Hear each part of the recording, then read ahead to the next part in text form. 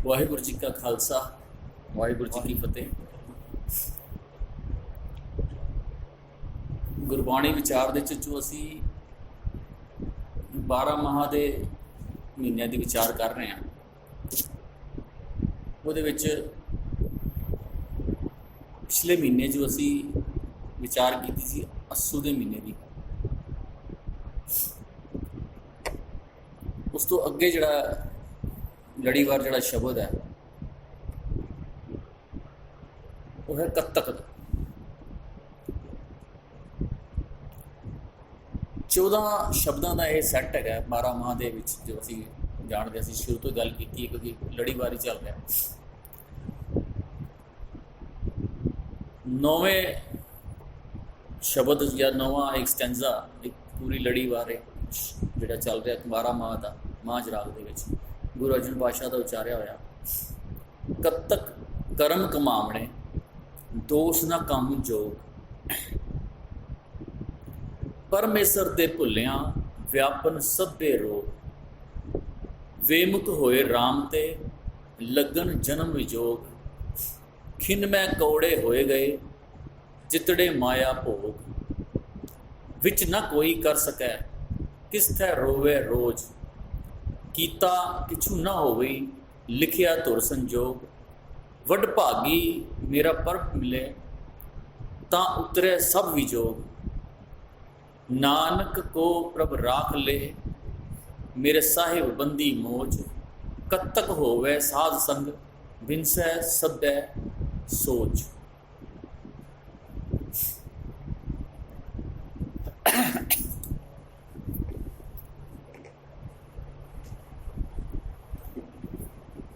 बारह माह के शब्द जड़े ने जो बाणी है ये पूरी लड़ीवार चलती है, यानी कि पूरा जड़ा एक प्रकरण है ये एक दे दूजे के नाल कनैक्टेड है। क्योंकि गुरुद्वारे के आम प्रैक्टिस होंदी है, एक महीना होंदा है, एक शब्द विचों पढ़ दिता जाता है, फिर उस बाद अगला महीना चढ़ता है, अगले महीना वो 2-4-5 मिनट लगा के वो शब्द पढ़ दिता जाता है महीने बाद। तो लड़ी जुड़ती नहीं, ना पिछली कोई गल करता है तो ना लड़ी जोड़न की कोशिश होती है। और साडे दिमाग दे विच भी यही सोच शुरू तो बनी हुई है कि यह महीनों के नाम ने, रुत्तां की कोई गल की हुई है, और मातावां आंदियां बजुर्ग आते हैं वो कहते हैं भाई साहब जी महीना सुनाओ। बस वो महीने का नाम जिथे आया उत्थे ही सिर झुकाता जी, बस हो गया साडा काम। उहदे विचों की मैसेज है, की उपदेश है, गुरु साहब ने क्यों ये उच्चारण किया है, उहदे बारे साडे कोई गल नहीं होती, ना कोई असी इस बारे कोई दिमाग लगाते हैं। पर जो असी इन्हूं शुरू तो समझिया सी ते सब तो पहले सानूं इहदे चों शब्द मिलता सी किरत कर्म के बिछड़े कर कृपा मेलो राम। ये पहला शब्द है। अजे 12 माह के महीनों की कोई गल शुरू नहीं हुई, उत्थों एक गल शुरू की सी। फिर उन्होंने असी स्टैप बाय स्टैप लड़ीवार समझा कि किस तरह गुरु साहब ने एक इंसान के जीवन नूं इस बाहरलियां रुत्तां और बाहरले महीने के नाल जोड़ के समझाने की कोशिश की है। हालांकि ये सारी गल अंदर की रुत ते अंदर के महीने की है, बाहर का कोई भी लेना देना इस संग्राम के नाल सिख दा नहीं है। किसी भी तरह की बाहर के महीने की गल नहीं, क्योंकि महीने असी समझे सी कि महीने दिन टाइम इंसान ने अपनी सहूलियत के मुताबिक की वंड की हुई है। जितना असी पिछे जाते जावांगे उतना टाइम की डिवीजन जी है वो वड्डी होंदी जाती है। यानी कि पहले बहुत पहले कदे युगों का काम चलता सी, फिर साल का काम चलता सी। अज ज्यों ज्यों साइंस तरक्की कर रही है, अज तो मतलब माइक्रो सैकेंड तक डिवाइड कर लेता है। एक सैकेंड का भी इन्होंने लाखों हिस्सा भी बना लिया। सो ज्यों ज्यों साइंस तरक्की कर रही है उसनों डिवाइड किया जा रहा टाइम। तो यह इंसान की अपनी एक क्रिएशन है, अपना एक सहूलियत के हिसाब से उन्होंने किया है। ये परमात्मा का कोई लेना देना नहीं। उसने एक मौसम बना दिता है, रुत बनाई है, एक सिस्टम बनाया, उस सिस्टम को अपनी सहूलियत के मुताबिक असी वंड की। वार इंसान के बनाए हुए, मंडे संडे महीनों के नाम असी दिते हुए हैं। टाइम असी डिवाइड किया होया। लेकिन जिहड़ी गल गुरु साहब ने ये दसी है कि जिहड़ी किरत कर्म के विछड़े वाली गल शुरू की कि इंसान जदों धरती ते जन्म लैंदा है तो उहदी रब दे नाल एकमिकता भाव वो रब्बी रूप रब्बी गुण रब तो ही पैदा हुई। मन तो जो स्वरूप है अपना मूल पछाणा जो स्वरूप ही पैदा होंदा। ज्यों ज्यों ज्यों ज्यों यह वड्डा होंदा है आस पास का एनवायरनमेंट हालात और जिहड़ा आस पास की जिहड़ी बनतर हैगी है वो मुताबिक वह मन बनना शुरू होंदा है। और मन के हिसाब नाल जो जो वह मन बनता त्यों त्यों वो अंदर विकार वो चीज़ां पैदा होनी शुरू हो जाती। जिहड़ा विकार और जिहड़ी चीज़ां पैदा होंदियां बाहर उसनूं गुरु साहब ने मौसम के नाल रिलेट करके असं समझाने की कोशिश की है कि किस तरह वो चेत के महीने जिथों 12 माह स्टार्ट होंगे चेत के महीने तो स्टार्ट होंदा तो चेत का मौसम लैके इंसान पैदा होंदा। चेत का महीना वो है जो ठंड होंदी है ना गर्मी होंदी है सहज अवस्था बिल्कुल खुशहाली। उस मौसम को लैके इंसान पैदा होंदा है। उस तो बाद ज्यों ज्यों यह वड्डा होंदा फिर अगे आ जाता विसाख। उदों गुरु साहब ने बैसाख लिखिया तो विसाख नहीं लिखिया कि किस तरह वो उस मूल तो टुटदा उस अपने मूल तो बेसाख होया। बेसाख होंदे ही वो जिहड़ी असर है तपत का वो होना शुरू होंदा। फिर इत्थे हाड़ जेठ की तपत आनी शुरू होंदी है। असाड़ तपंदा तिस लगे फिर वो तपत आनी शुरू होंदी है। तपत शुरू तो बाद फिर किते उहदी अरदास होंदी है जे उसके मन में यह लगे कि हाँ भी मैं तड़प रहा। तड़प के विचों एक अरदास निकलती है। अरदास तो बाद वो गुरु सावण रूप दे वरतदा।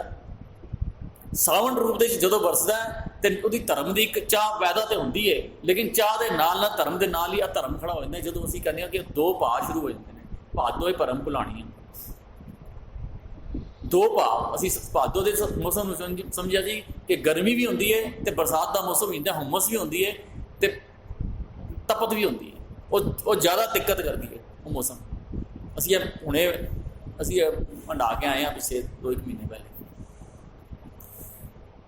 भादो तो बाद जिहड़ा मन जिहड़ा सी वो डुअलिटी दे सी बड़ा जबरदस्त। डुअलिटी तो बाद हुण वो अंदर तड़प जिस टाइम उन्होंने तड़प लगी उन्होंने लग्या कि हाँ भी मैनू कोई ऐसा तड़प दे विचों कोई ठंड की मैनू चीज़ चाहिए कोई ठंडक चाहिए। तो ठंडक वास्ते फिर उन्हें एक कोशिश शुरू की। उस कोशिश का नाम सी अस्सू ते कत्तक जिहड़ा मौसम अज चल रहा है।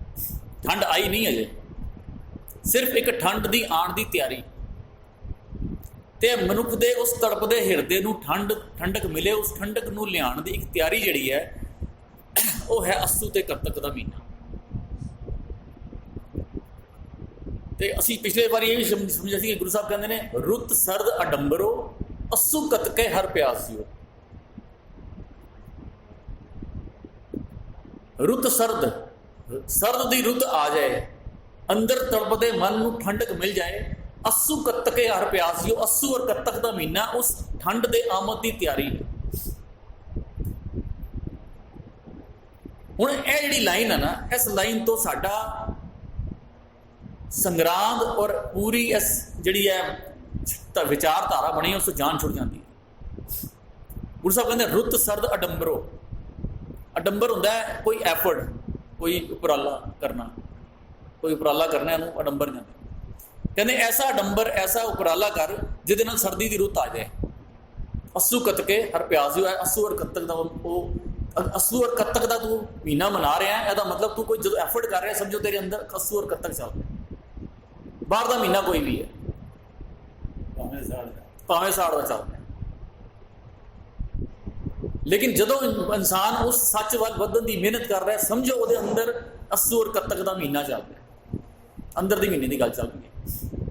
हुण कहते हैं तू ऐसा उपराला कर रुत सर्द कि तेरे अंदर सर्द रुत आ जाए। हुण जे यह बाहर के महीने की गल होंदी तो कोई कह सकता है कि अभी जे मान लो जून का महीना चल रहा है और कोई कहे गर्मी बड़ी है तो कोई है कि यार तू कोशिश कर मेहनत कर कि भी जनवरी आ जाए। तो कह सकता है वो कहेगा जिन्नी मर्जी मेहनत कर ला जो मर्जी पुट्ठा सीधा जो मर्जी कर ला जनवरी नहीं आ सकती कोई फायदा नहीं है।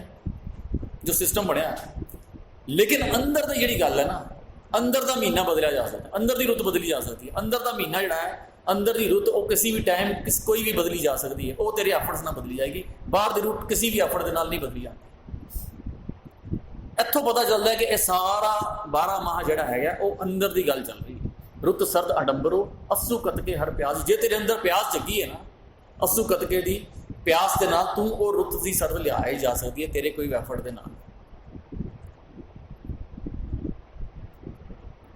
सो इनू इस करके गुरु साहब कहते हैं कि जदों भावें बाहर मौसम किस तरह का होए, जे अंदर वो नहीं है ना, अंदर वो अवस्था नहीं है, तो बाहर के मौसम के नाल कोई रिलेशन बनता ही नहीं।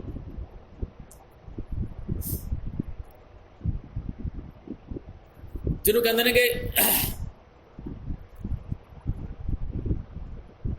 बाहर का मौसम एक बड़ा सुहावना मौसम है, सावन का, चेत का, बसंत का। बसंत के मौसम के फुल सारे खिड़ते हैं, लेकिन गुरु साहब ने बाहर बसंत चढ़ी होए, अंदर बंदे दे सड़न होए, तो कहते हैं इस मन को बसंत की लगे ना सोए।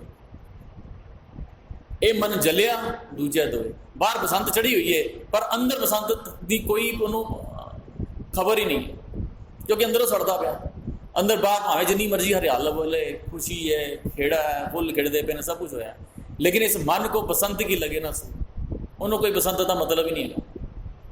सो इसका मतलब बाहर की रुत का अंदर के इस मौसम के नाल कोई भी लेना देना नहीं है। अंदर का मौसम जदों चाहे इंसान बदल सकता है, बाहर का मौसम नहीं बदलिया जा सकता।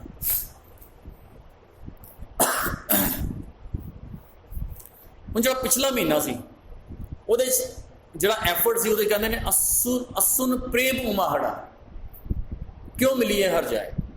पिछले महीने का एफर्ट सी कि अंदर उस अस्सू का महीने का मतलब है जदों तू अंदर प्रेम पैदा कर। परमात्मा नूं मिलन का सब तो पहला एफर्ट, सब तो पहला उपराला है ये कि अंदर प्रेम पैदा हो। बगैर प्रेम पैदा किए अंदर परमात्मा के मिलन की कोई चांस ही नहीं। सब तो पहला उपराला, सब तो पहला एफर्ट, सब तो पहली जी घालना है ना वो यही है कि अंदर बंदे के अंदर सॉफ्ट होए, कोई द्रवता आए, कोई अंदर कोई उहदे अंदर प्रेम पैदा होए। सब तो पहली शर्त, सब तो पहली कंडीशन है। इस तो अलावा कोई चारा ही नहीं। तो उस शब्द को असी समझा सी सारा उस शब्द जड़ा है असुन प्रेम उमाड़ा क्यों मिलीए हर जाए, मन तन प्यास दर्शन घड़ी कोई आण मिलावे माए। वो सारा शब्द जड़ा है वो प्रेम की गल की सी उस शब्द के। असुन, हाँ असुन और असुन उस क्या गया, लेकिन वो महीना असी असू का पढ़ते हैं, वो सुनन की गल है। हुण अगला जो जो प्रेम पैदा होया ना, हुण प्रेम पैदा होने तो बाद अपने आप जड़ा है एक नवा काम होंदा है कि उस बंदे दे प्रेम पैदा होने तो बाद उहदे कर्म बदलदे। उहदे एफर्ट्स तो बाद प्रेम पैदा होने तो बाद उहदी नैक्सट जिहड़ी गल होंदी है उहदे काम जिहड़े ने वो बदल जाते। हुण कहंदे कद तक कर्म कमावणे दोष ना काम जो, कर्मां नूं कमा, कर्मां दी कमाई कर।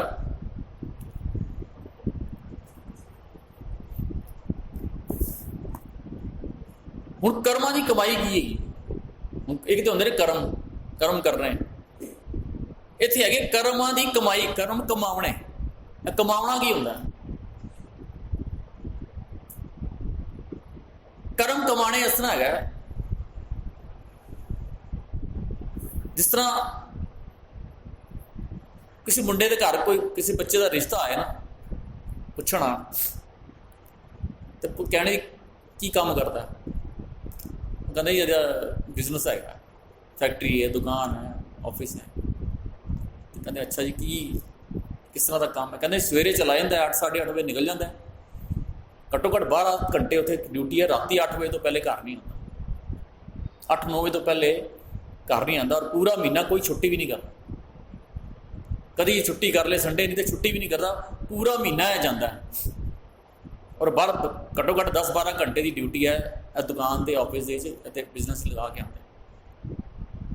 कहते बहुत अच्छी गल है। हुण गल इत्थे खत्म नहीं हो जाती, वो कहते लगांदा तो है 12 घंटे महीना पूरा जाता, कमांदा किन्ना? वो कहते जी कमाई कुछ नहीं है, कमांदा कुछ नहीं। तो फिर कहते जांदा की करना? कोई व्यापक फायदा नहीं फिर जान। जे महीना काम करता रहा, महीना जाता रहा, आंदा रहा, दुकान खोलता रहा, शामी आंदा रहा, कि पहली गल बंदा दसे ना मैं ऐसे जाता नहीं आता, पहले बंदा दूजी गल क्वेश्चन कमांदा किन्ना है?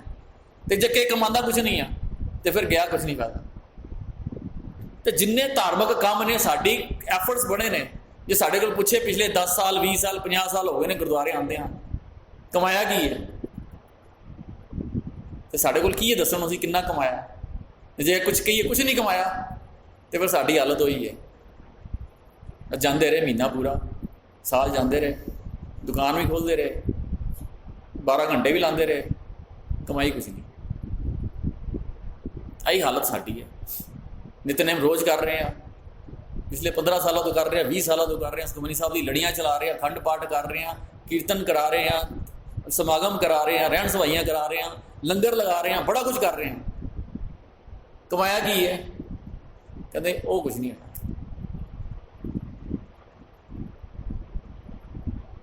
सो ए उन्होंने जिहड़ी है ना वो कमाई है। गुरु साहब कहते ने ए शरीरा मेरा इस जग में आए के क्या तुद कर्म कमाया। उत्थे यह नहीं पूछा कि की कीता, सारी जिंदगी तू लगाई है ये शरीरा मेरे जग में आके क्या तुद कर्म कमाया। कमाया की है? हुण कमाई की सी? जिन हर तेरा रचन रचिया सो हर मन ना वसाया, यह कमाई सी जिहड़ी नहीं की। असी कमाई दूसरी गिणते हैं, इन्ने बैंक बैलेंस हो गया, इन्नी प्रॉपर्टी बन गई, यह हो गया। वो एक एक लफज में जो असीं समझांगे ना, गुरबाणी तुहानूं साह समझ आती है। एक लफज जो ये पढ़ते ना, अगे पूरा उस कर्म की गल की है। अगे कहते हैं मैं पढ़ रही साची लिवे बिन देह निमाणी। हुण असीं कहने देह की बड़ी महत्ता दसी है, मानव शरीर ये है वो है, वो बड़ियां जुनियां पटके ये वो सब कुछ मिलता है, किन्नी वो दसिया इस अवर जोन तेरी पनहारी, पता नहीं की दसिया, मानस जन्म दुर्लभ है। तो उसे मानस जन्म कह देता है साची लिवे बिन देह निमाणी, मतलब कितनी थले की गल कर देती। एक एक लफज में असीं जदों समझांगे ना, फिर सानू गुरबाणी का अलग ही आनंद आता। और जदों भी असीं कोशिश करिए, जदों असीं पढ़ीए ना, तो इस ढंग नाल पढ़ीए कि मैनू इहदे बारे कुछ नहीं पता। जदों असीं इस नज़र दे नाल पढ़दे ना गुरबाणी कि भाई मैनू कुछ नहीं पता, मैं हुण समझना है, फिर सानू गुरबाणी समझ आनी शुरू होंदी है। जे साडे दिमाग 'च है ना जपजी पढ़न लगे वो आंदा ही है, तो जबानी आंदा ना, सुखमनी मन तो रटिया होया पिछले 15-20 साल हो गए ने। मैं तो बीबियां पूछ लो, मैं तो 20 मिनटां कर लैनी काम कर, रोटी बनाते बनाते कर लैनी। तो जे पिछों पंक्ति कढ़ के पूछ लो भी यह की है, कहते हैं नहीं पता, यह कमाई है। क्योंकि असी कभी उसनूं ना कभी ध्यान नाल पढ़े ही नहीं। असी साडे दिमाग 'च आंदा कि मैनूं आंदा ही है, ये बारे मैनूं पता ही है, असी उसी लफज की गहराई नहीं सी। जे असी उस ध्यान नाल करन लग जाइए ना, ध्यान का मतलब यही होंदा।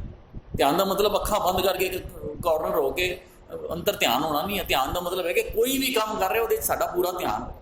रोटी खाण लगे तो रोटी ध्यान होए। अजकल तो है नहीं बच्चों का, उधर मोबाइल से चल रहा होंदा, उधर या मूवी चल रही होंदी, टीवी चल रहे ना, रोटी वाल तो ध्यान ही नहीं होंदा। ईवन घर दे विच या पार्क जाते असीं कोई फुल खिड़िया होया ना, जे असीं ध्यान नाल फुल नूं भी देखना शुरू करते हैं ना, तो पता नहीं कितना कुछ सानूं लग जाए। कभी असीं ध्यान ही नहीं दिता, असीं तो लंघ जाने कि देखिया ही होया, सानूं तो पता ही है। कभी उस खिड़े हुए फुल नूं 10 मिनट 15 मिनट 5 मिनट ध्यान नाल देखिए, उसके एक एक पत्ती नूं, एक एक पंखड़ी नूं, अंदर के बीज नूं, सब एक एक चीज़ नूं बरीकी नाल देखिए, सानूं पता नहीं कितना कुछ उहदे विचों लभ जाए 10 मिनटां दे विच। तो कभी असीं ध्यान नाल गुरबाणी नूं इस तरह समझण लग जाइए कि हुण फुल नूं असीं जे इस तरह समझिए कि मैं देखिया होया, ते जे इस नज़र नाल देखणे कि मैनूं इहदे बारे कुछ नहीं पता, मैं इहनूं समझना, फिर देखो कितना कुछ समझ आता है। तो जे गुरबाणी में भावें सुखमनी साहब है भावें रोज़ दी बाणियां उन्होंने जे एक बार इस तरह तरीके असीं पढ़ना शुरू कर दिए, मैनूं कुछ नहीं पता इहदे बारे, हुण अज मैनूं ध्यान नाल पढ़ना, फिर देखो कितना कुछ समझ आता है। एक एक लफज सानूं इस तरह लगेगा पता नहीं कमाल ही है।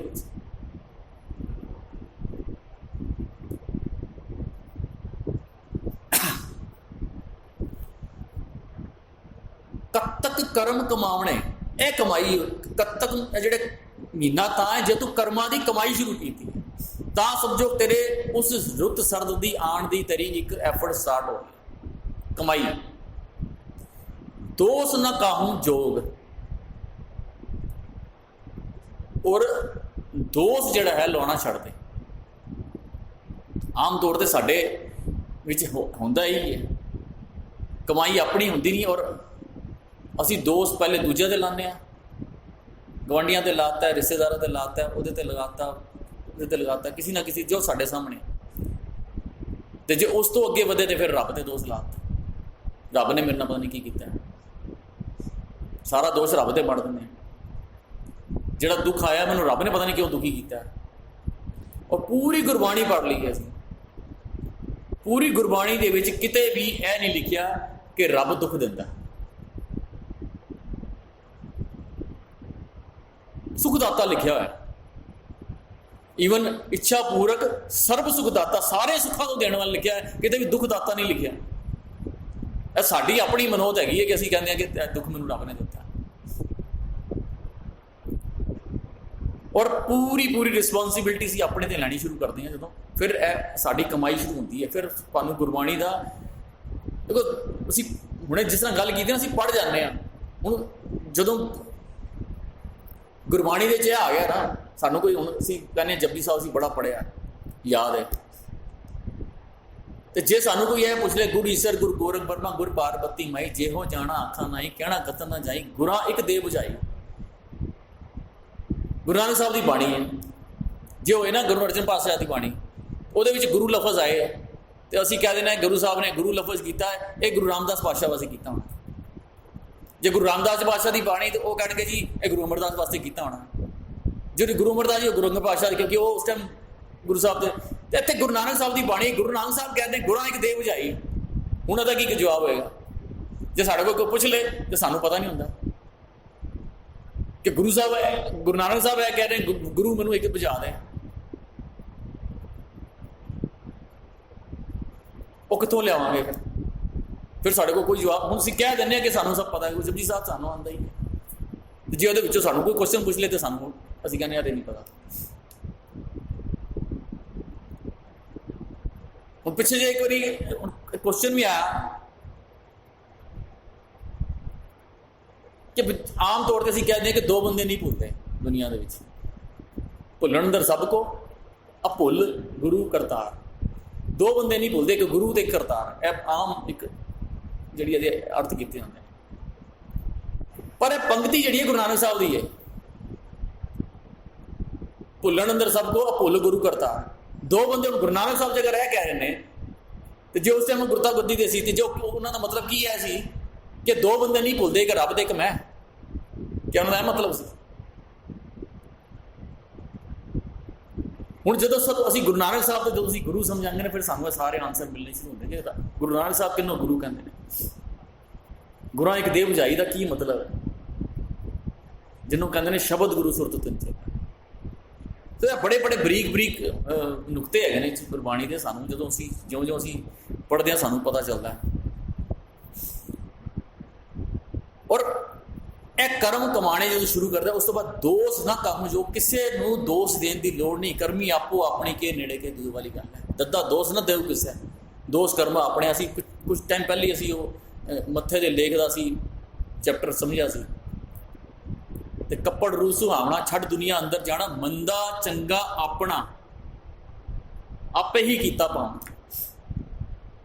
जदों यह चीज़ समझ आ गई ना, उदों पता चलता है कि यह जितनी भी गल है, जितने भी प्रॉब्लम आई है ना, वो मेरे ही किसी गलती के कारण आई है। अपनी रिस्पोंसिबिलिटी लेना शुरू करता है ना, जो ही रिस्पोंसिबिलिटी लेना शुरू करता है तो उन्होंने अपनी गलती का एहसास होता है, फिर वो काम करना शुरू करता है, फिर उसते कर्म कमाने शुरू करता है, फिर वो गलती उसकी रैक्टिफाई होती है। अदरवाइज दोष लाते रहो सारी जिंदगी, कोई उसका हल नहीं निकलता। क्योंकि जिथे भी प्रॉब्लम आई है ना, जे असी इनू इस तरह समझ लीए कि दुख आया ना, जे कोई असी समझते कि यह फलानी चीज़ का मैंने दुख आया, तो नाल ही असी यह समझिए कि कितने रब्बी नियम डिस्टर्ब होया। बस जिथे रब्बी नियम डिस्टर्ब होएगा ना, दुख उत्थे आएगा। तो जे नूं असी इस तरह लिख लीए, समझ लीए कि मेरे ते कोई अगर प्रॉब्लम आई है, कोई दुख आया है, तो किते ना कोई वो रब्बी हुक्म रब्बी नियम डिस्टर्ब होया, किते खराबी हो रही है, तो मैं उस रब्बी हुक्म नियम नूं लभना शुरू करा कि कित्थे डिस्टर्बेंस हुई है, फिर मैं अपनी उस दुख तो भी हट सकदा, तो जान छुड़ा सकदा, क्योंकि फिर मैं उस उहदे सलूशन वाल काम करना शुरू किया। जे उस रब्बी हुक्म नियम नूं लभना शुरू किया ना, तो फिर वो दुख जिहड़ा ना, वो फिर साडे वास्ते एक वधिया चीज़ बन गई। इहनूं कहंदे ने दुखदारू, दुखदारू बन गया, क्योंकि मैं हुण रब्बी नियम लाना शुरू करता कि दुख का कारण कित्थों आया, रब्बी नियम कित्थे डिस्टर्ब होया। तो जे सुख आया तो सुख नूं मैं रब्बी नियम ना समझा, कुछ होर समझ लवां, तो कहंदे ने यह सुख जिहड़ा रोग बन गया, यह सुख रोग पिया हो जाएगा। सो किसी नूं भी दोष या जिहड़ा ना वो देण दी लोड़ नहीं है। केवल तो केवल कोई प्रॉब्लम है तो अपने कर्म सोधिए, तो उस रब्बी हुक्म नियम जिहड़ा कित्थे डिस्टर्बेंस होया उन्होंने लभना शुरू करिए। कहते जब लग हुक्म ना बूझता तब ती है दुखिया, जब तक बुझता नहीं ना तब तक दुखी है। गुलमिल हुक्म पछाणिया तब ही ले सुखिया, सुखता ही मिलता। वो सारा जिहड़ा नियम सिस्टम है ना, वो उस परमात्मा दे विच रहना दसदा है साडे मन नूं, लेकिन साडा जदों भी मन उस नियम सिस्टम तो बाहर आउंदा तां यह प्रॉब्लम शुरू होंदी है सब उस सिस्टम दे विच ही। असीं कहंदे आ कि दुख भी देने वाला वो है, सुख भी देने वाला वो है, इस तरह नहीं है। दुख और सुख उहदे नियम दे विच ने। इहनूं इस तरह समझ लीए कि जिस तरह सरकार हैगी, सरकार दे यूनिवर्सिटीज़ हैगियां, स्कूल है, यूनिवर्सिटीज़ है, कॉलेज है, यह किहदे अंडर आते हैं? सरकार के अंडर, गौरमेंट के अंडर आते हैं सारे। तो यूनिवर्सिटी, कॉलेज और स्कूल भी सारे गौरमेंट के अंडर ने, तो जेल भी गौरमेंट के अंडर ही। हुण बंदे की चॉइस है कि कित्थे जाना। सेम इसी तरह दुख और सुख जिहड़ा है वो परमात्मा का नियम है, एक सिस्टम है। इंसान की अपनी चॉइस है कि हुण उस किस साइड पर जा रहा है। जिस साइड जा रहा उन्हें पता लग जाता कि मैं किस पासे जा रहा, नियम नूं मैं बुझ रहा कि नहीं बुझ रहा। परमेश्वर दे भुलिया व्यापन सभै रोग, उस अकाल पुरख परमात्मा तो टुट के सारे रोग व्यापते हैं। व्यापन सभै रोग तो भाव अंदरूनी रोगों की गल चल रही, मानसिक रोग। हाँ, मानसिक तो बाद शरीरक रोग भी नाल ही कनैक्टेड है। बहुत सारे रोग जिहड़े शरीरक और मानसिक रोगों के नाल ही कनैक्टेड है। यह गल वखरी है कि असी जिहड़ा है वो केवल तो केवल शरीरक रोगों को ज़्यादा असी जोड़ते हैं। यह कर लो तुहाडा ठीक हो जाएगा, बीमारी ठीक हो जाएगी। यह कर लो तो यह ठीक हो जाएगा। वो उन्हें दस रहे थे प्रधान साहब, शीशे अगे बह जाओ तो यह ठीक हो जाएगा, फलानी जगह तो स्नान कर रहे हो तो यह रोग ठीक हो जाएगा। इस तरह की बड़ी सारिया असी मनोता बनाई हुई।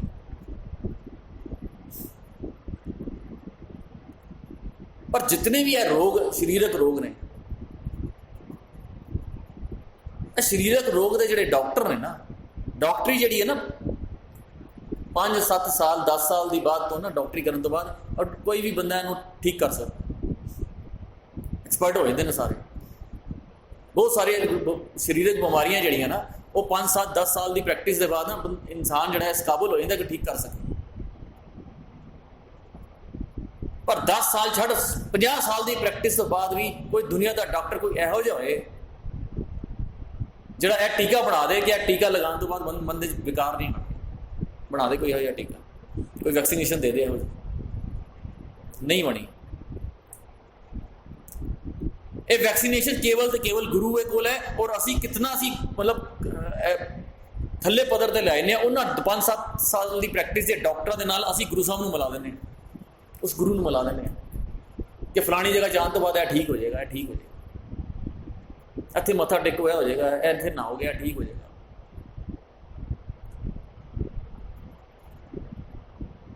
ਕੋਈ ਵੀ ਕੈਪਸੂਲ ਬਣਾ ਦੇ ਕਿ ਹਾਂ ਵੀ ਇਹ ਕੈਪਸੂਲ ਖਾਣ ਤੋਂ ਬਾਅਦ ਬੰਦੇ ਅੰਦਰ ਲੋਭ ਨਹੀਂ ਆਏਗਾ, ਕੋਈ ਦੁਨੀਆ ਦਾ ਡਾਕਟਰ ਨਹੀਂ ਬਣਾ ਸਕਦਾ, ਇਹ ਕੇਵਲ ਤੇ ਕੇਵਲ ਇੱਥੋਂ ਮਿਲੇਗਾ।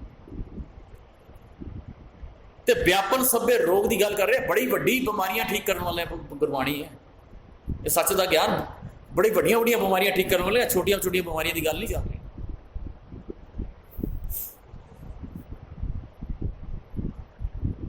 ਬੇਮੁਖ ਹੋਏ ਰਾਮ ਤੇ ਲੱਗਣ ਜਨਮ ਵਿਜੋਗ।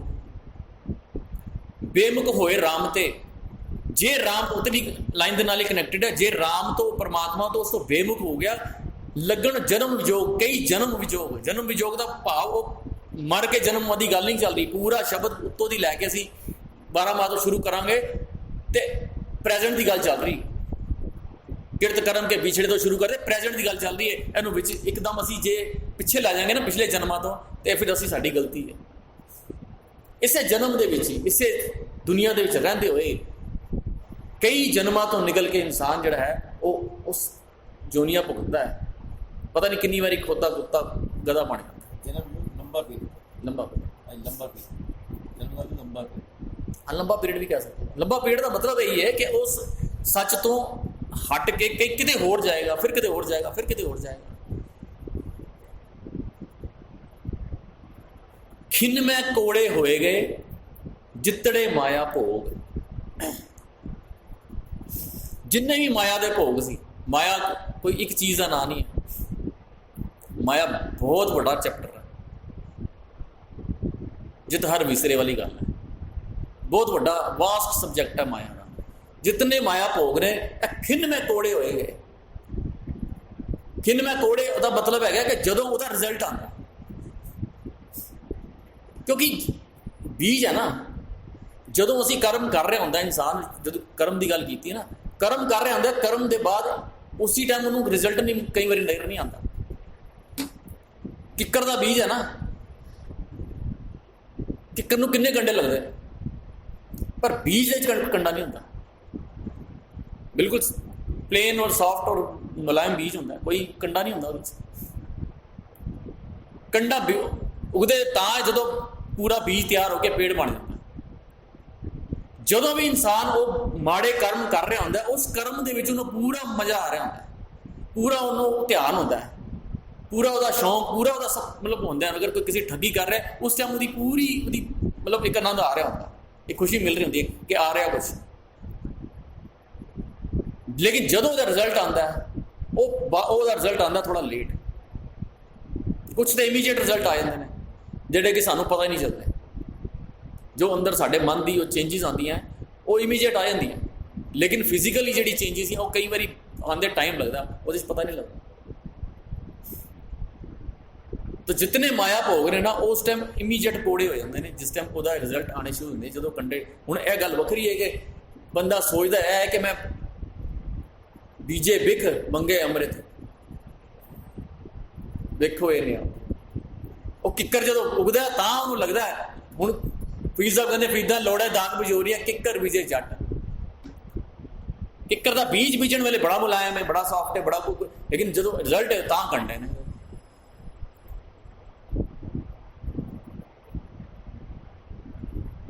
ਭਾਲਦਾ ਦਾਖਾਂ ਉਹ ਹੁੰਦੀਆਂ ਨਹੀਂ, ਪੋਸੀਬਲ ਹੀ ਨਹੀਂ ਹੈ, ਨਿਯਮ ਹੀ ਨਹੀਂ ਹੈ।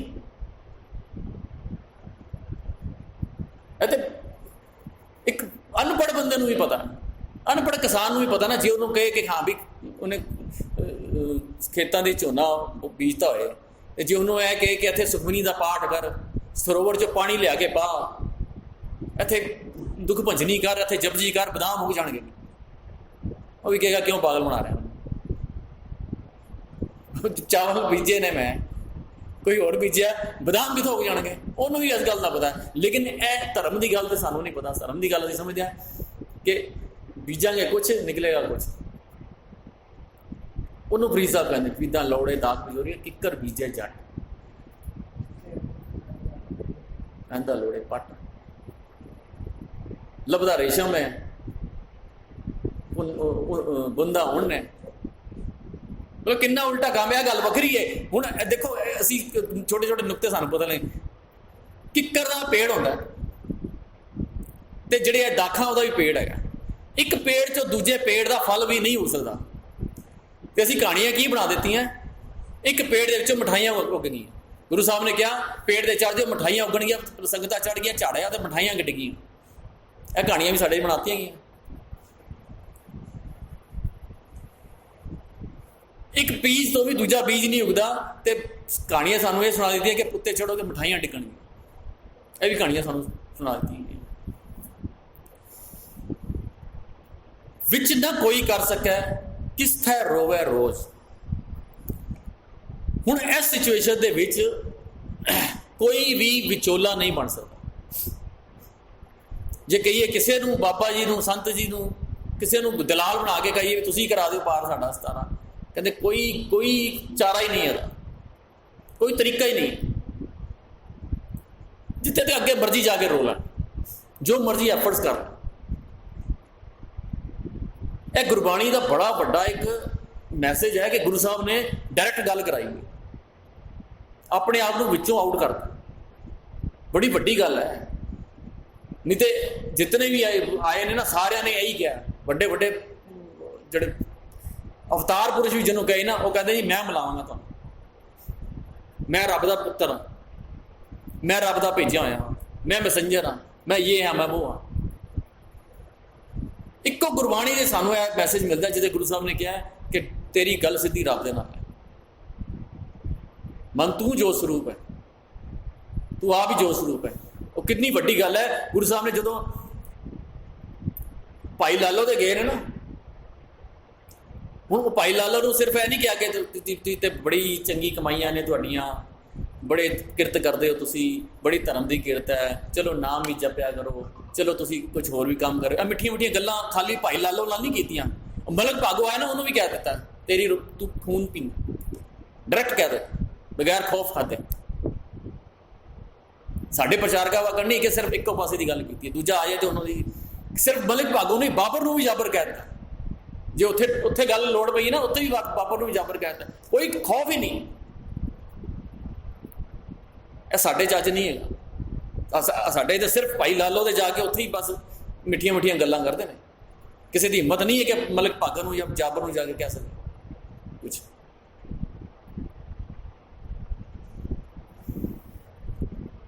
ਸੋ ਇਹ ਬੜੀ ਪੁਰਾਣੀ ਗੱਲ ਹੈ, ਲੇਕਿਨ ਹਿੰਦੁਸਤਾਨ ਦੇ ਵਿੱਚ ਇਸ ਗੱਲ ਨੂੰ ਰਿਕਗਨਾਈਜ਼ ਨਹੀਂ ਕੀਤਾ ਗਿਆ ਕਿ ਗੁਰੂ ਸਾਹਿਬ ਨੇ ਬਾਬਰ ਨੂੰ ਜਾਬਰ ਕਿਹਾ ਹੈ। ਬੜੀ ਵੱਡੀ ਗੱਲ ਸੀ,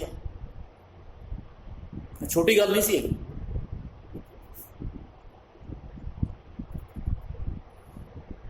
ਮੈਂ ਪਿੱਛੇ ਪੜ੍ਹ ਰਿਹਾ ਸੀ ਡਾਕਟਰ ਗੰਡਾ ਸਿੰਘ,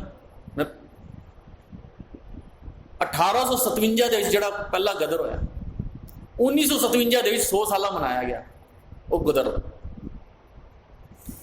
ਡਾਕਟਰ ਗੰਡਾ ਸਿੰਘ ਨੂੰ ਉਸ ਪ੍ਰੋਗਰਾਮ ਦਾ ਚੇਅਰਮੈਨ ਬਣਾਇਆ। ਉਸ ਪੂਰੇ ਹਿੰਦੁਸਤਾਨ ਦੇ ਵਿੱਚ ਭਾਵੇਂ ਪੁਰਾਣੇ ਬੰਦੇ ਸੀ ਭਾਵੇਂ ਨਵੇਂ ਸੀ, ਹਿਸਟੋਰੀਅਨ ਸੀ। ਡਾਕਟਰ ਗੰਡਾ ਸਿੰਘ ਬੜੇ ਕਮਾਲ ਦੇ ਹਿਸਟੋਰੀਅਨ ਰਹੇ ਨੇ। ਉਹਨਾਂ ਦੀ ਕਿਤਾਬਾਂ ਪੜ੍ਹੀਆਂ ਅਸੀਂ, ਬਹੁਤ ਕਮਾਲ ਦੀਆਂ ਕਿਤਾਬਾਂ ਲਿਖੀਆਂ ਉਹਨਾਂ ਨੇ, ਹਿਸਟਰੀ ਬੜੀ ਖੋਜ ਕੇ ਲਿਖੀ ਉਹਨਾਂ ਨੇ। ਉਸ ਸਮਾਗਮ ਦੇ ਉੱਤੇ ਜਿੰਨੇ ਲੋਕ ਆਏ, ਉਹਨਾਂ ਨੇ ਉਸ ਘਟਨਾ ਦਾ ਜ਼ਿਕਰ ਕੀਤਾ 1857 ਦੀ, ਜਦੋਂ ਗੋਲੀ ਮਾਰ ਕੇ ਦੌੜ ਗਿਆ ਸੀ ਉਹ। ਕੀ ਨਾਮ ਸੀ ਉਹਦਾ? ਹਾਂ, ਮੰਗਲ ਪਾਂਡੇ। ਮੰਗਲ ਪਾਂਡੇ ਦਾ ਉਹਨਾਂ ਨੇ ਇਹ ਕਿਹਾ ਜੀ ਉਹ 1857 ਦੀ ਜਿਹੜੀ ਕ੍ਰਾਂਤੀ ਹੋਈ ਹੈ, ਉਹ ਆਜ਼ਾਦੀ ਦੀ ਪਹਿਲੀ ਕ੍ਰਾਂਤੀ ਸੀ, ਔਰ ਜੋ ਸਾਨੂੰ ਪੜ੍ਹਾਈ ਗਈ। ਔਰ ਨਾਲ ਹੀ ਉਹਨਾਂ ਨੇ ਇਹ ਕਿਹਾ ਕਿ ਉਹਦੇ ਵਿੱਚ ਮੁਸਲਮਾਨ ਔਰ ਹਿੰਦੂ ਸ਼ਾਮਲ ਸੀ, ਔਰ ਸਿੱਖਾਂ ਨੇ ਇਹਨਾਂ ਦਾ ਸਾਥ ਨਹੀਂ ਦਿੱਤਾ। ਇਹ ਵੀ ਲਿਖੀਆਂ ਹੋਈਆਂ ਕਿਤਾਬਾਂ। ਜੇ ਸਿੱਖ ਸਾਥ ਦਿੰਦੇ ਤੇ ਅਸੀਂ 100 ਸਾਲ ਪਹਿਲੇ ਆਜ਼ਾਦ ਹੋਏ। ਕਈਆਂ ਨੇ ਗੱਲ ਕਹੀ। ਡਾਕਟਰ ਗੰਡਾ ਸਿੰਘ ਉਹ ਸੁਣਦੇ ਰਹੇ ਪਹਿਲੇ। ਉਹਨਾਂ ਨੇ ਨਾ ਉੱਥੇ ਅਸਤੀਫਾ ਲਿਖਿਆ, ਆਪਣਾ ਰੈਜ਼ਿਗਨੇਸ਼ਨ ਲਿਖਿਆ ਚੇਅਰਮੈਨੀ ਤੋਂ, ਔਰ ਉੱਥੇ ਜਾ ਕੇ ਫੜਾਇਆ ਔਰ ਕਿਹਾ ਮੈਨੂੰ ਟਾਈਮ ਦਿਓ ਥੋੜਾ ਜਿਹਾ। ਫਿਰ ਉਹਨਾਂ ਨੇ ਕਿਹਾ ਕਿ ਇਹ ਗੱਲਾਂ ਜਿਹੜੀਆਂ ਕੀਤੀਆਂ ਗਈਆਂ ਕਿ ਆਜ਼ਾਦੀ ਦੀ ਪਹਿਲੀ ਲੜਾਈ ਹੋਈ ਹੈ। ਆਜ਼ਾਦੀ ਦੀ ਲੜਾਈ ਪਹਿਲੀ ਉਹ ਹੋਈ ਸੀ ਜਦੋਂ ਗੁਰੂ ਨਾਨਕ ਸਾਹਿਬ ਨੇ ਬਾਬਰ ਨੂੰ ਜਾਬਰ ਕਿਹਾ ਸੀ ਔਰ ਉਹਦੀ ਜੇਲ੍ਹ 'ਚ ਚੱਕੀ ਪੀ ਸੀ ਜਾ ਕੇ, ਆਜ਼ਾਦੀ ਦੀ ਪਹਿਲੀ ਲੜਾਈ ਸੀ। ਉਸ ਤੋਂ ਪਹਿਲੇ ਦਾ ਇਤਿਹਾਸ ਦੱਸੋ ਕਿ ਕਿਸੇ ਨੇ ਕਿਹਾ ਹੋਇਆ ਗੱਲ, ਕੋਈ ਇਤਿਹਾਸ ਦੱਸੋ ਤੁਸੀਂ, ਤੁਹਾਡੇ ਪੂਰੇ ਇਤਿਹਾਸ ਦੇ ਵਿੱਚ ਕਿਸੇ ਨੇ ਟਕਰਾ ਲਿਆ ਹੋਏ ਔਰ ਉਹਦੀ ਈਣ ਨਾ ਮੰਨੀ ਹੋਏ ਔਰ ਉਹਦੇ ਸਜ਼ਾ ਭੁਗਤੀ ਹੋਏ, ਕੋਈ ਨਹੀਂ ਹੈਗਾ। ਆਜ਼ਾਦੀ ਦੀ ਪਹਿਲੀ ਲੜਾਈ ਉੱਥੋਂ ਸ਼ੁਰੂ ਹੁੰਦੀ ਹੈ। ਉਸ ਤੋਂ ਬਾਅਦ ਗੁਰੂ ਅਰਜਨ ਪਾਤਸ਼ਾਹ ਜਦੋਂ ਉਹ ਵੀ ਆਜ਼ਾਦੀ ਦੀ ਲੜਾਈ ਲੜਦੇ ਨੇ, ਜਦੋਂ ਗੁਰੂ ਗ੍ਰੰਥ ਸਾਹਿਬ ਵਿੱਚ ਦਰਜ ਕਰਦੇ ਨੇ ਆਪ ਸੱਚ ਦਾ ਗਿਆਨ, ਔਰ ਉਹਨਾਂ ਨੂੰ ਕਿਹਾ ਜਾਏ ਕਿ ਇਹਨੂੰ ਹਟਾਓ, ਤੱਤੀ ਤਵੀ ਤੇ ਬੈਠ ਗਏ, ਲੇਕਿਨ ਉਹਨਾਂ ਨੇ ਉਹ ਇੱਕ ਅੱਖਰ ਨਹੀਂ ਬਦਲਿਆ। ਉਹ ਸੀ ਆਜ਼ਾਦੀ ਦੀ ਲੜਾਈ, ਆਮ ਬੰਦੇ ਨੂੰ ਸੱਚ ਕਹਿਣ ਦੀ, ਬੋਲਣ ਦੀ ਆਜ਼ਾਦੀ, ਉਹ ਸੀ ਆਜ਼ਾਦੀ ਦੀ ਲੜਾਈ।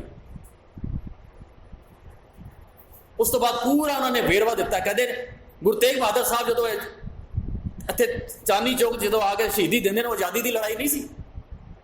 ਉਹਨੂੰ ਕੀ ਕਹੋਗੇ? ਹਿਊਮਨ ਰਾਈਟਸ ਵਾਸਤੇ ਉਹ ਆ ਕੇ ਆਪਣਾ ਸੀਸ ਦੇ ਦਿੰਦੇ ਨੇ, ਉਹਨੂੰ ਕੀ ਕਹੋਗੇ? ਉਹ ਸਿੱਖਾਂ ਨੇ ਆਜ਼ਾਦੀ ਦੀ ਲੜਾਈ ਨਹੀਂ ਲੜੀ, ਉਹਨੂੰ ਕਿਹੜੀ ਲੜਾਈ ਦਾ ਨਾਮ ਦਿਓਗੇ?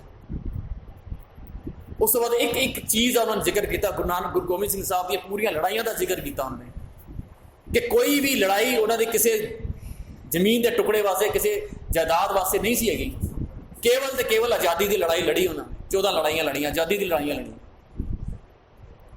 ਉਸ ਤੋਂ ਬਾਅਦ ਮਿਸਲਾਂ ਦਾ ਸਾਰਾ ਐਗਜ਼ਾਮਪਲ ਦਿੱਤਾ। ਉਸ ਤੋਂ ਬਾਅਦ ਉਹਨਾਂ ਨੇ ਕਿਹਾ ਜੇ ਮਹਾਰਾਜਾ ਰਣਜੀਤ ਸਿੰਘ ਆਇਆ ਤੇ ਮਹਾਰਾਜਾ ਰਣਜੀਤ ਸਿੰਘ ਨੇ ਜਿਹੜਾ ਪੂਰਾ ਟੈਕਸ ਜਿਹੜਾ ਸੀ ਉਹ ਜਾਂਦਾ ਸੀ ਦਿੱਲੀ ਸਰਕਾਰ ਨੂੰ,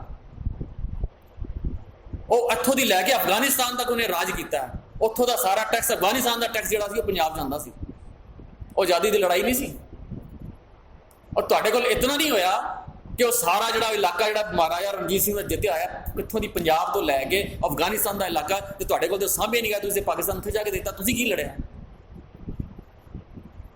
ਤੁਸੀਂ ਹੱਥਾਂ ਹੀ ਚੀਜ਼ ਗਵਾ ਦਿੱਤੀ, ਤੁਸੀਂ ਆਪ ਹੱਥੀ ਦੇ ਕੇ ਆਏ ਹੋ, ਤੁਸੀਂ ਸਾਡੇ ਤੇ ਦੋਸ਼ ਲਾ ਰਹੇ ਹੋ। ਤੇ ਜੇ ਤੁਸੀਂ ਇਹ ਕਹਿੰਦੇ ਹੋ ਸਿੱਖਾਂ ਨੇ ਆਜ਼ਾਦੀ ਦੇ ਉਸ ਕ੍ਰਾਂਤੀ ਦੇ ਸਾਥ ਹੀ ਦਿੱਤਾ, ਕਿਆ ਤੁਸੀਂ ਕੋਈ ਹੈਲਪ ਮੰਗਣ ਗਏ ਸੀ? ਕਿਆ ਤੁਹਾਡੇ ਕੋਲ ਇੱਕ ਵੀ ਲੈਟਰ, ਕੋਈ ਵੀ ਤੁਹਾਡਾ ਨੁਮਾਇੰਦਾ, ਕੋਈ ਵੀ ਤੁਹਾਡਾ ਰਿਪਰੈਜ਼ੈਂਟੇਟਿਵ ਗਿਆ ਸੀ ਉਹਨਾਂ ਕੋਲ ਕਿ ਹਾਂ ਵੀ ਤੁਸੀਂ ਆ ਕੇ ਸਾਥ ਦਿਓ ਸਾਡਾ? ਕੋਈ ਰਿਟਨ ਐਵੀਡੈਂਸ ਦਿਓ, ਇੱਕ ਵੀ ਨਹੀਂ। ਤੇ ਜਿਹੜੀ ਹੁਣ ਕਹਿੰਦੇ ਨੇ ਜੇ ਉਹ ਦੱਸੋ ਕਿਹੜੀ ਲੜਾਈ ਸੀ ਤੁਹਾਡੀ? ਉਹ ਲੜਾਈ ਸੀ ਕੇਵਲ ਤੇ ਕੇਵਲ ਹਿੰਦੂ ਔਰ ਮੁਸਲਮਾਨਾਂ ਦੀ, ਕਿ ਹਿੰਦੂ ਕਹਿੰਦਾ ਸੀ ਉਹ ਗਾਂ ਦਾ ਮਾਸ ਲੱਗਿਆ ਕਿ ਮੈਂ ਮੂੰਹ ਤੇ ਨਹੀਂ ਪਾਵਾਂਗਾ, ਤੇ ਮੁਸਲਮਾਨ ਕਹਿੰਦਾ ਸੀ ਸੂਰ ਦਾ ਮਾਸ ਲੱਗਿਆ ਮੈਂ ਮੂੰਹ 'ਚ। ਉਹਦੇ ਆਜ਼ਾਦੀ ਦੀ ਕਿਹੜੀ ਗੱਲ ਸੀ? ਉਹਦੇ ਹਿੰਦੁਸਤਾਨ ਦੀ ਆਜ਼ਾਦੀ ਦੀ ਕਿਹੜੀ ਗੱਲ ਸੀ ਉਹਦੇ ਵਿੱਚ? ਫਿਰ ਉਸਨੇ ਡਾਕਟਰ ਗੰਡਾ ਸਿੰਘ ਨੇ ਪੂਰੀਆਂ ਗੱਲਾਂ ਉਧੇੜੀਆਂ, ਭਾਵੇਂ ਉਹ ਝਾਂਸੀ ਦੀ ਰਾਣੀ ਸੀ। ਝਾਂਸੀ ਦੀ ਰਾਣੀ ਕਹਿੰਦੀ ਝਾਂਸੀ ਇੱਕ ਛੋਟਾ ਜਿਹਾ ਇਲਾਕਾ ਸੀ, ਆਪਣੇ ਇਲਾਕੇ ਨੂੰ ਬਚਾਉਣ ਵਾਸਤੇ ਕੇਵਲ ਕਹਿੰਦੀ ਸੀ ਮੈਨੂੰ ਤਨਖਾਹ ਦੇ ਦਿਓ ਮਹੀਨੇ ਦੀ, 10 ਲੱਖ ਰੁਪਈਆ ਮੈਨੂੰ ਵਜ਼ੀਫਾ ਲਾ ਦਿਓ ਤੇ ਮੈਂ ਤੁਹਾਨੂੰ ਸਾਰਾ ਰਾਜਪਾਟ ਦੇ ਦੇਣੀ ਆ। ਅੰਗਰੇਜ਼ ਨਹੀਂ ਮੰਨੇ। ਫਿਰ ਉਹ 8 ਲੱਖ ਤੇ ਆਈ, 2 ਲੱਖ ਤੇ ਆਈ, 1 ਲੱਖ ਤੇ ਆਈ, 1 ਲੱਖ ਰੁਪਇਆ ਵੀ ਨਹੀਂ ਮੰਨਿਆ ਉਹਨਾਂ ਨੇ। ਫਿਰ ਉਹਨਾਂ ਨੇ ਕਿਹਾ ਚਲੋ ਮੈਂ ਆਪਣਾ ਅਡਾਪਟ ਕਰ ਲੈਣੀ ਆ, ਬੱਚਾ ਮੇਰਾ ਨਹੀਂ ਹੈਗਾ, ਅਡਾਪਟ ਕਰਕੇ ਮੈਂ ਉਹਨੂੰ ਬਿਠਾ ਦੇਣੀ ਆ, ਉਹਨੂੰ ਕੁਝ ਲਾ ਦਿਓ। ਅੰਗਰੇਜ਼ ਉਹ ਵੀ ਨਹੀਂ ਮੰਨੇ। ਫਿਰ ਉਹਨੂੰ ਲੜਾਈ, ਕਿਉਂਕਿ ਅੰਦਰ ਵੀ ਉਹਦੇ ਵਿਦਰੋਹ ਹੋ ਗਿਆ ਸੀ, ਤਾਂ ਉਹਨੂੰ ਜ਼ਬਰਦਸਤੀ ਲੜਾਈ ਲੜਨੀ ਪਈ। ਔਰ ਲੜਾਈ ਲੜਦੇ ਵੀ ਉਹ ਮਰੀ ਨਹੀਂ ਸੀ, ਉਹਦੀ ਜਗ੍ਹਾ ਕੋਈ ਕੋਈ ਹੋਰ ਮਰੀ ਸੀ। ਉਹਨੇ ਉਹ ਵੀ ਐਵੀਡੈਂਸ ਦਿੱਤਾ ਕਿ ਕਿਹੜੀ ਜਨਾਨੀ ਸੀ ਜਿਹੜੀ ਉਹਦੀ ਸ਼ਕਲ ਸੂਰਤ ਮਿਲਦੀ ਸੀ, ਆਪਣੇ ਕੱਪੜੇ ਪਵਾ ਕੇ ਉਹਨੇ ਮਰਵਾਇਆ ਜੰਗ ਦੇ ਮੈਦਾਨ 'ਚ, ਔਰ ਆਪ ਦੌੜ ਗਈ।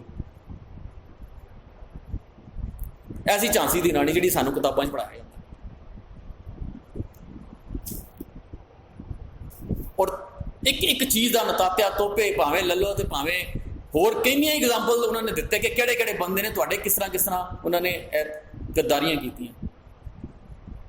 ਸਿੰਧੀਆ ਪਰਿਵਾਰ ਦੀ ਉਹਨਾਂ ਪੂਰੀ ਡਿਟੇਲ ਦਿੱਤੀ ਕਿ ਸਿੰਧੀਆ ਪਰਿਵਾਰ ਨੇ ਅੱਜ ਤੁਹਾਡੇ ਰਾਜ ਘਰਾਣੇ ਦੇ ਵਿੱਚ ਸਿੰਧੀਆ ਪਰਿਵਾਰ ਬੈਠਾ, ਉਸ ਬੰਦੇ ਨੇ ਕਿਸ ਤਰ੍ਹਾਂ ਆਜ਼ਾਦੀ ਦੇ ਬੰਦਿਆਂ ਨੂੰ ਆਪਣੇ ਨਾਲ ਮਿਲਾ ਕੇ ਰਾਜ ਮਹਿਲ 'ਚ ਬੁਲਾ ਕੇ ਉੱਥੇ ਫੜਵਾਇਆ ਅੰਗਰੇਜ਼ਾਂ ਨੂੰ। ਤੁਸੀਂ ਸਿੰਧੀਆ ਨੂੰ ਤੁਸੀਂ ਕਹਿੰਦੇ ਬੜੇ ਤਾਂ ਇੱਕ ਚੀਜ਼ ਉਹਨਾਂ ਨੇ ਐਗਜ਼ਾਮਪਲ ਦਿੱਤਾ ਕਿ ਇਹ ਤੁਸੀਂ ਧੋਖੇ ਕੀਤੇ ਹੋਏ ਨੇ ਹਿੰਦੁਸਤਾਨੀਆਂ ਦੇ ਨਾਲ, ਤੇ ਸਿੱਖਾਂ ਦੀ ਇੰਨੀਆਂ ਆਜ਼ਾਦੀ, ਇੰਨੀ ਲੜਾਈਆਂ, ਇੰਨੀਆਂ ਕੁਰਬਾਨੀਆਂ, ਤੁਸੀਂ ਕਹਿੰਦੇ ਤੁਸੀਂ ਇਸ ਤਰ੍ਹਾਂ ਕਰਦੇ ਹੋ। ਸੋ ਇਹ ਸਾਨੂੰ ਇਹਨਾਂ ਗੱਲਾਂ ਦਾ ਪਤਾ ਨਹੀਂ ਹੈਗਾ, ਸਾਨੂੰ ਹਿਸਟਰੀ ਦੇ ਬਾਰੇ ਪਤਾ ਨਹੀਂ। ਸਾਡੇ ਨਾਲ ਕੋਈ ਗੱਲ ਕਰੀ ਚੁੱਪ ਕਰਕੇ ਘਰ ਆ ਜਾਂਦੇ।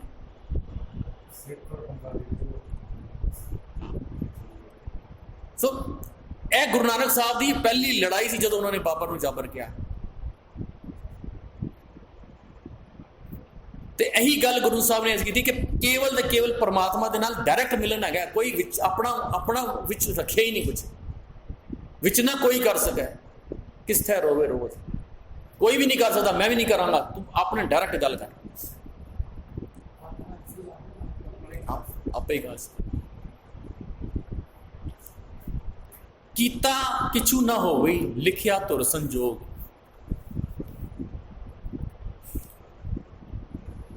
हुण कीतियां कुछ नहीं होना, क्योंकि पिछला जिहड़ा है बीजिया होया ना, वो करिए की, पिछला जिहड़ा बीजिया होया उसका जिहड़ा रिजल्ट है वो आना ही आना, क्योंकि असी परमात्मा वाल कहते ना कि परमात्मा ने जो साडे ते वो किरपा नहीं की। हुण असीं वो पढ़ते हैं ना जदों आसा दी वारस, नदर पट्ठी जे करे सुल्ताना घा करांदा। हुण असीं कह दिंदे कि और रात जो पुट्ठी नज़र करता ना तो फिर घा करांदा, लेकिन वो ऐरी क्या है नज़र पुट्ठी, वो लिखा ऊ पट्ठी, उत्ते ऊड़ा लग्या है। ऊ पट्ठी का मतलब होता है मेरे दूजे पासे पुट्ठी, मेरे वालों पुट्ठी। जो दूजे पासे पुट्ठी होंदी है ना, नज़र जी ना, मेरी अख जी है ना, मेरी नज़र जी है ना, यह मन जरा मेरा वो पट्ठी करे, वो पट्ठी करे, रब वालों जो पुट्ठा कर ले मूँह,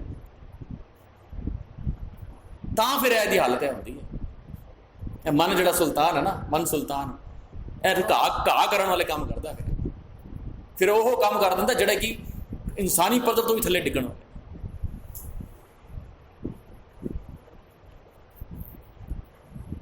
लिखिया तुर संजोग। हुण प्रॉब्लम यह हुई कि क्या इतनी निराशता आ जाए कि हुण मैं जो पिछले 10 15 20 25 साल 50 साल जो कुछ कर रहा है, हुण कुछ हो ही नहीं सकता, हुण तो कोई चांस ही नहीं है मतलब। लेकिन गुरु साहब कहते नहीं, एक चांस हैगा, वड भागी मेरा प्रभ मिले ता उतरे सब वियोग।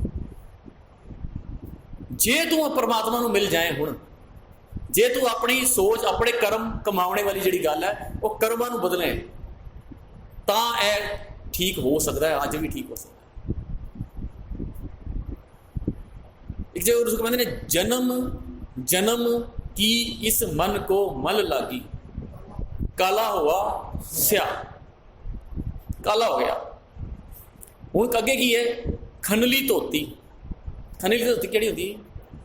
खनली धोती होंदी है जिस तरह मतलब वो हाँ थिंदी धोती होंदी है ना, जिस तरह मतलब तेल के जिहड़े काम करते हैं ना, वो एक धोती रखी होंदी है जो एक बूंद गिरदी वह जन साफ करते हैं, रख देंगे ने, फिर थोड़ी देर फिर साफ कर देंगे। क्या वो थिंदी धोती या तेली दे धोती जिहड़ी होंदी ना, वो कहता कभी भी वो तेली जिहड़ा ना उसनूं यह नहीं कोशिश करता कि यार इन्नी गंदी हो गई, धो के साफ करके दोबारा यूज़ कर लो।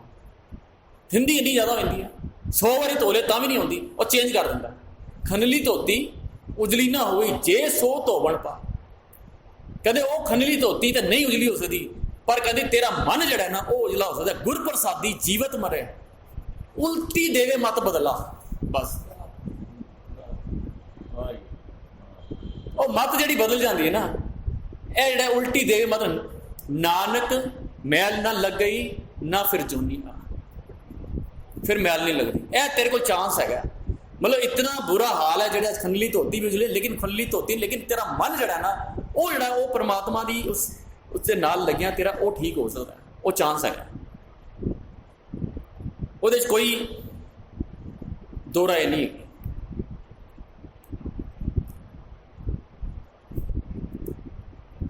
वड भागी मेरा प्रभु मिले ता उसते सब उतरे सब वियोग, नानक को प्रभ राख ले मेरे साहिब बंदी मौज।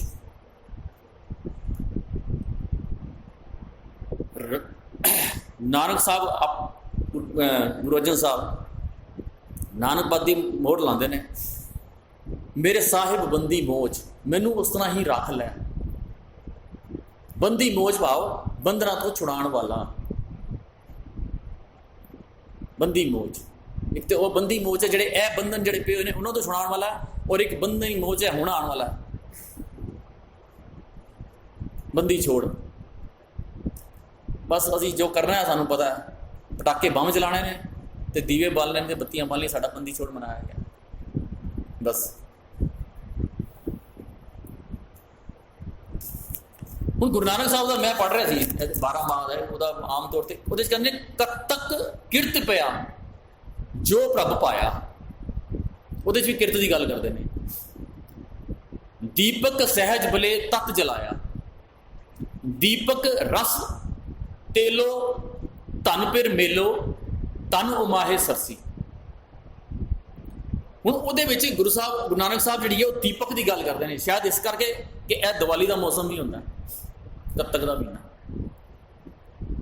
ਤੇ ਇਸ ਕੱਤਕ ਦੇ ਮਹੀਨੇ ਤੂੰ ਕਿਹੜਾ ਦੀਵਾ ਬਾਲਣਾ। ਉਹ ਪੂਰੇ ਉਸ ਗੱਲ, ਉਸ ਸ਼ਬਦ ਦੇ ਵਿੱਚ ਕਿਰਤ ਕਿਹੜੀ ਹੈ, ਕਿਹੜੇ ਕਰਮ ਕਰਨੇ ਨੇ, ਕਿਸ ਕਰਮ ਦੇ ਨਾਲ ਕੀ ਮਿਲਣਾ, ਉਹ ਪੂਰੇ ਸ਼ਬਦ ਦੇ ਵਿੱਚ ਗੁਰੂ ਸਾਹਿਬ ਨੇ ਦੱਸਿਆ ਕਿ ਕਰਮਾਂ ਦੇ ਨਾਲ ਜਿਹੜਾ ਹੈ ਉਹ ਦੀਵਾ ਬਲਦਾ, ਉਹ ਗਿਆਨ ਦਾ ਜਿਹੜਾ ਚਾਨਣ ਹੁੰਦਾ ਨਾ, ਉਹ ਚਾਨਣ ਹੁੰਦਾ। ਲੇਕਿਨ ਅੰਦਰ ਜਿਹੜਾ ਨਾ ਉਹ ਤੇਲ ਜਿਹੜਾ ਨਾ, ਉਹ ਤੇਲ ਹੈਗਾ ਉਹ ਆਨੰਦ।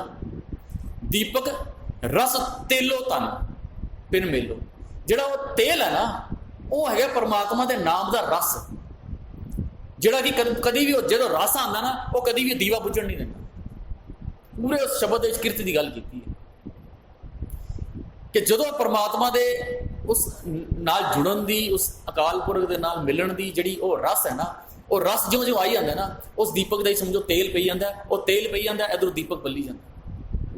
ਬੜਾ ਕਮਾਲ ਦਾ ਸੀਨ ਉਸ ਸ਼ਬਦ ਦੇ ਵਿੱਚ ਗੁਰੂ ਸਾਹਿਬ ਨੇ ਦਿੱਤਾ ਹੈ, ਕਿਰਤ ਦਾ ਤੇ ਤੇਲ ਦਾ ਔਰ ਦੀਵੇ ਦਾ ਔਰ ਗਿਆਨ ਦਾ।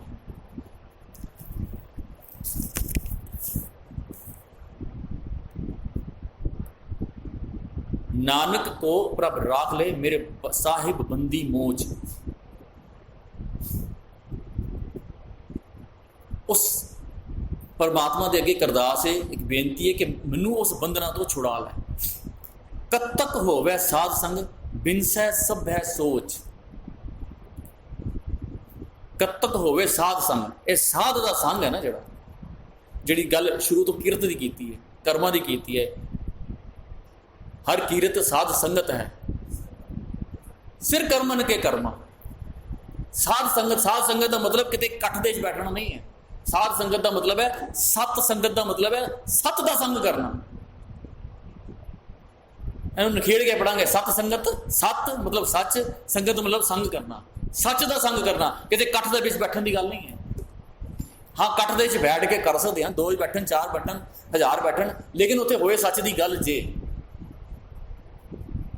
ਪਰ ਜੇ ਇਕੱਲਾ ਬੈਠਾ ਵੀ ਬੰਦਾ ਸੱਚ ਦੇ ਨਾਲ ਜੁੜਿਆ ਹੈ ਤਾਂ ਸਮਝੋ ਸਤ ਸੰਗਤ ਹੋ ਰਹੀ ਹੈ, ਸਤ ਦਾ ਸੰਗ ਹੋ ਰਿਹਾ ਹੈ, ਭਾਵੇਂ ਇਕੱਲਾ ਹੀ ਬੈਠਾ ਹੈ।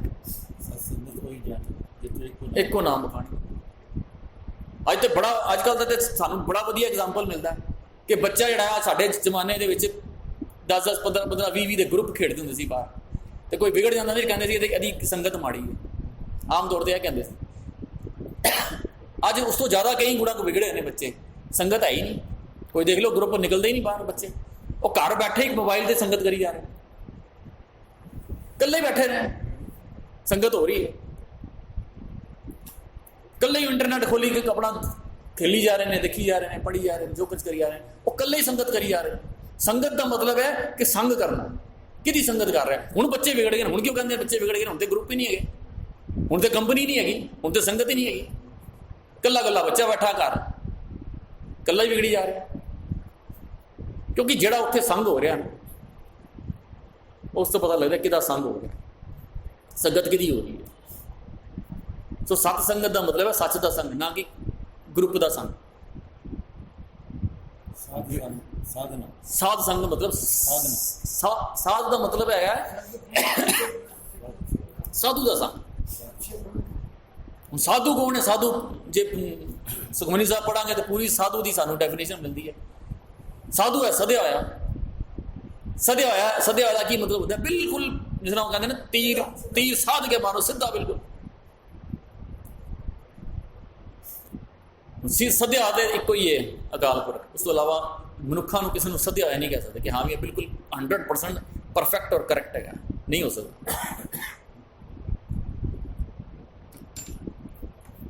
ਸਿੱਧਾ ਬਿਲਕੁਲ।